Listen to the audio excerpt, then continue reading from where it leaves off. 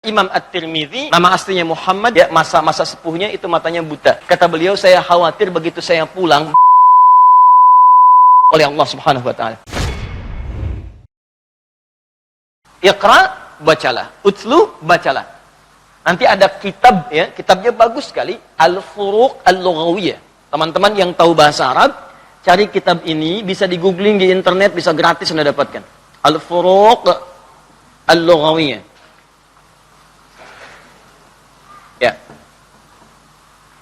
Karya Abu Hilal Al-Askari. Namanya Abu Hilal Al-Askari. Ini bagus sekali kitabnya. Kitab ini menjelaskan kata-kata yang nampak berbeda, tapi seringkali diterjemahkan sama. Apa perbedaan penekanannya? Ternyata Masya Allah, kalau Iqra, itu hanya sekedar baca. Tidak menuntut memahami apa yang dibaca. Jadi kalau saya misalnya katakan begini, Sunan At-Tirmidzi, baca Sunan At-Tirmidzi. Tapi saya tidak menuntut Anda untuk memahami apa itu Sunan. Apa itu At-Tirmidzi misalnya, atau siapa beliau. Itu Iqra namanya. Alhamdulillah. Tapi kalau kita dituntut untuk memahami apa yang dibaca, bahkan mengamalkan apa yang telah dipahami itu, baca, pahami isinya, amalkan sesuai dengan pemahaman Anda. Maka berubah katanya dari kata Iqra jadi Utslu. Akar katanya Utslu itu berasal dari kata tilawah namanya. Tilawah. Iqra dari kata qiraah. Orangnya disebut qari. Pernah dengar ini? Qari Al-Quran. Pernah dengar? Pembaca Al-Quran. Bukankah kalau ada qari dia cuma sekedar baca? Baca, baca, baca, baca. Anda menyimak kan? Nah, tapi kalau sudah tilawah itu bukan sekedar baca. Baca, pahami, amalkan isinya. Karena itu seringkali dari sejak dulu kalau ada misalnya acara entah formal atau umum sifatnya, kalau ada orang yang baca Al-Quran, di sampingnya kan suka ada yang menerjemahkan supaya kita paham. Siapa namanya? Tuh, Sari Tilawah kan? Coba lihat tilawahnya muncul kan? Sari Tilawah. Barangkali yang menerjemahkan dulu namanya Bu Sari, ya, makanya disebut Sari Tilawah. Nah, coba kalau Adi, pasti Adi Tilawah gitu kan? Nah, Sari Tilawah itu kata sarinya sebenarnya nggak ada, bukan bahasa Arab. Tilawahnya. Tilawahnya, cuman orang kita kadang menambahkan sesuatu untuk menjadikan seperti sempurna bacaannya. Jelas ya? Jadi asalnya tilawah, cuma barangkali yang pertama menerjemahkan namanya siapa? Bu Sari. Jadi Sari. Nah, poin saya mau katakan, poin saya, lihat baik-baik, kata Al-Quran kalau Anda mau bagus sholatnya, mau sempurna, maka sebelum sholat tuh pakai kata utslu, kata perintah. Dari kata tilawah, baca dulu, pahami dulu, pelajari dulu. Semua ketentuan sholat yang disebutkan dalam Al-Quran diajarkan oleh Nabi. Jadi Allah itu tidak menginginkan kita sholat, tapi nggak paham apa yang dikerjakan. Coba ini sindiran kan halus sekali. Halus sekali. Coba diantara kita yang sholat sampai hari ini, ya maaf, sudah ribuan kali ruku, sujud, berapa persen Anda paham bacaan dalam sholat? Jangan-jangan ruku nggak ngerti yang dibaca. Sujud nggak paham yang diungkapkan. Berdoa tapi nggak ngerti apa yang dibacakan dalam doanya. Bagaimana Anda bisa khusyuk kalau nggak ngerti yang dikerjakan? Makanya orang dulu itu saking pahamnya bacaan sholat, baru takbir saja, itu sudah gemeteran tangannya. Sahabat Abu Bakar itu sahabat Nabi, mertua Nabi, orang paling dekat dengan Nabi dalam kehidupannya. Di alam kubur, di samping Nabi, di surga bersama Nabi. Anda tahu, begitu beliau kemudian takbir, saking pahamnya bacaan Allahu Akbar, itu sampai gemetar tangannya. Dan takut, mengalir air matanya. Ketika ditanya 5 hakata, kenapa Anda sampai begitu? Kata beliau, saya takut lisan saya mengucapkan Allahu Akbar, maaf, tapi dalam pikiran saya masih merasa besar dalam kehidupan. Ya, dianggap yang paling hebat, yang paling khusyuk. Anda kan mengatakan Allah yang maha besar, tapi Anda kadang-kadang merasa besar sendiri dalam hidup. Suami merasa hebat dibandingkan istri atau sebaliknya. Teman-teman merasa lebih hebat dibandingkan dengan kawannya, merasa lebih baik dibandingkan tetangganya. Ustadz merasa lebih berilmu dibanding ustadz lainnya. Lisannya mengucapkan Allahu Akbar, tapi perilakunya justru mengagungkan dirinya. Itu takut Abu Bakar. Itulah yang dimaksud dengan tilawah. Nah, Anda kalau ingin belajar tentang masalah-masalah ini sampai dengan tuntas, cari kitab Sunan. Ya. Nah, kitab Jami' itu lebih umum. Jadi tuntunan Nabi sallallahu alaihi wasallam terkait dengan masalah-masalah kehidupan yang kompleks, sifatnya masih luas, tidak terurut dengan masalah-masalah fikih, itu disebut dengan Jami' namanya. Ya, himpunan petunjuk yang sifatnya masih luas. Misal kitabnya Imam At-Tirmidzi disebut juga dengan Jami', tapi ada satu kitab yang populer di kita, kitabnya Imam Al-Bukhari, yang kita kenal dengan Sahih Al-Bukhari. Nah, Sahih Al-Bukhari itu masuk kategori kitab jami'. Makanya nama aslinya bukan Sahih Al-Bukhari. Nama aslinya Al-Jami' As-Sahih Al-Musnad Al-Mukhtasar min umuri Rasulillah sallallahu alaihi wasallam wa sunanihi wa ayyamihi. Itu nama aslinya. Ulangi. Nah, karena panjang kita singkat Sahih Al-Bukhari. Tapi asalnya bukan Sahih Al-Bukhari, Al-Jami' As-Sahih. Jami' kitab panduan umum kehidupan. As-Sahih isinya sahih semua. Al-Musnad bersumber dari Nabi referensinya. Al-Mukhtasar isinya langsung petunjuk Nabi, nggak bertele-tele, cuman sedikit keterangannya yang ditambahkan Al-Bukhari untuk menjelaskan. Min umuri Rasulillah sallallahu alaihi wasallam, di sini terdapat semua aktivitas Nabi sallallahu alaihi wasallam secara umum. Wasunanihi, dan sunnah-sunnah yang bisa diikuti, wa ayyamihi, dan kegiatan hariannya. Nabi mengerjakan apa selama 24 jam? Maka dibagi ke dalam 97 pembahasan, 97 kitab.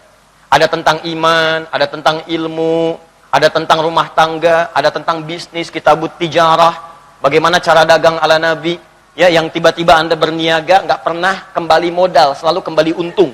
Ya, buka ini. Ada kitabul imarah, bab tentang pemerintahan. Anda mungkin di birokrasi, ada yang di diplomasi. Ayo, ada semua tuntunannya. Ada kitab orang sakit, kalau sedang sakit apa amalannya, dari sakit ringan sampai sakit berat ada. Nah, makanya cara berinteraksinya dengan kitab jami, apa yang teman-teman butuhkan, sesuai dengan subjek pekerjaan Anda misalnya, atau apa yang sedang Anda kerjakan, keluarkan tuntunannya. Anda nggak harus baca semua, karena nggak semua itu Anda kerjakan. Kan di situ banyak, ada 97 pembahasan. Ini ada teman-teman yang muda-muda mungkin yang sedang belajar. Kenapa Anda nggak keluarkan kitabul ilmi, tuntunan menuntut ilmu dari Nabi? Di situ ada tuntunan bagaimana cepat kita bisa memahami sesuatu, cepat hafal, sulit lupa. Bahkan nanti ada level yang kelima. Ya, orang-orang sekarang membagi kepada 4 bagian daya ingat. Cepat ingat, lambat lupa. 1. Yang kedua, cepat ingat, cepat lupa. 3, lambat ingat, lambat lupa. 4, ini agak susah. Maaf ya, maaf sekali. Lambat ingat, cepat lupa. Kalau udah kita terangkan tuh hampir 2 jam. Ya. Ingat? Belum. Minta penjelasan lagi. 15 menit baru ingat. Begitu selesai, lupa. Nah, ada yang kelima. Ini yang tidak mudah. Dan ini menghasilkan orang-orang hebat. Dari masa lalu sampai dengan kekinian. Adalah orang yang, maaf, cepat ingat, sulit lupa. Jadi mau lupa aja susah, bukan mau ingat. Mau lupa susah. Biasanya kan utang yang begitu. Ya? Ini ilmu. Ini ilmu. Nah. Ibu misalnya, ibu bisa keluarkan kitab rumah tangga. Ibu berapa tahun sudah jadi ibu, keluarkan aja bab rumah tangga. Pelajari istri Nabi, bagaimana dididik oleh Nabi. Ibu bisa praktekkan. Nanti ada Pak, yang paling lincah seperti Sayyidah Aisyah. Ya, yang paling penyabar seperti Sayyidah Saudah binti Zam'ah. Ya, yang menjaga misalnya ifah diri seperti Sayyidah Zainab. Ya, walaupun tidak mudah menemukan seperti Sayyidah Khadijah, tapi bisa dipelajari. Ya, antum yang di pekerjaan misalnya dunia usaha, keluarkan kitabut tijarah. Ya, sesuai keperluan antum aja. Setelah itu turunkan hadisnya, pelajari pelan-pelan, terapkan dalam kehidupan. Demi Allah saya katakan, akan terjadi perbedaan dalam aktivitas kehidupan antum. Akan berbeda. Begitu caranya. Ayo pergi ke toko kitab, beli.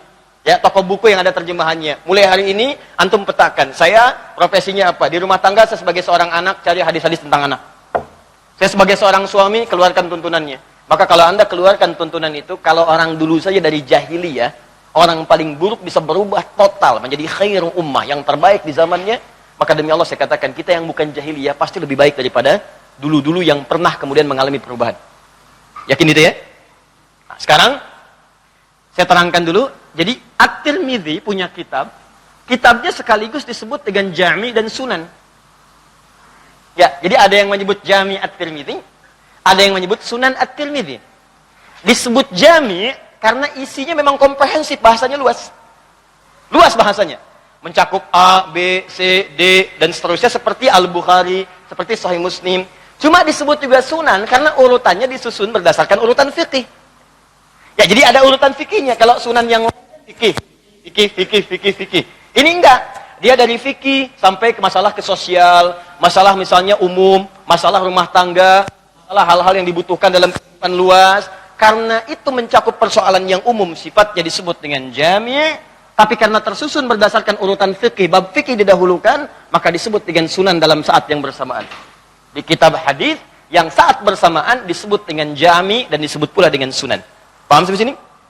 Baik. karangan Imam At-Tirmidzi, nama aslinya Muhammad, tumbuh dan berkembang di Tirmidz, wilayah pecahan Soviet yang tan sekarang deh. Maka dikenal dengan At-Tirmidzi. Orangnya saleh, hafal Al-Quran, rajin tahajud, dan di akhir hidupnya, ya masa-masa sepuhnya itu matanya buta. Buta kenapa? Menangis, banyak menangis, takut saat tiba bekalnya masih dianggap kurang oleh Allah Subhanahu wa taala. Di waktu sering nangis itu matanya buta, ditanya oleh sahabatnya, "Kenapa Anda sampai begini?" Kata beliau, "Saya khawatir begitu saya pulang, bekal saya masih dianggap kurang cukup oleh Allah Subhanahu wa taala." Anda bisa bayangkan, ada orang imam besar, hafal hadis, ahli juga dalam bidang-bidang keilmuan, rajin tahajud, rajin puasa, di masa tuanya banyak menangis karena Allah sampai matanya buta, takut saat pulang bekalnya belum cukup. Ada orang bukan imam, Quran hafal juga enggak, fikih juga enggak paham, hadis juga enggak tahu, cita-cita masuk surga, surga Firdaus, Masya Allah masa tuanya sibuk dipakai karaoke. Nah, coba ya, kita doakan, mudah-mudahan kita semua diberi hidayah oleh Allah. Ya, dan cukup dengan amin, harus usaha. Ya.